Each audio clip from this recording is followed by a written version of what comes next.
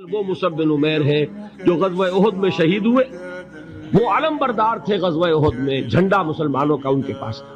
ایک ہاتھ پر ایک شانے پر وار پڑا، ہاتھ کٹ گیا، دوسرے سے تھاما، دوسرے پہ کٹ گیا، اب دونوں حصوں کے بچے ہوئے ٹکڑوں سے جھنڈے کو تھاما، گرنے نہیں دیا یہاں تک کہ شہید ہو گئے. گرے ہیں تو جھنڈا گرا. شکل میں حضور سے بہت مشابہ تھے. خبر اڑ گئی کہ محمد شہید ہو گئے صلی اللہ علیہ وسلم. یہ مصعب بن عمیر کا واقعہ.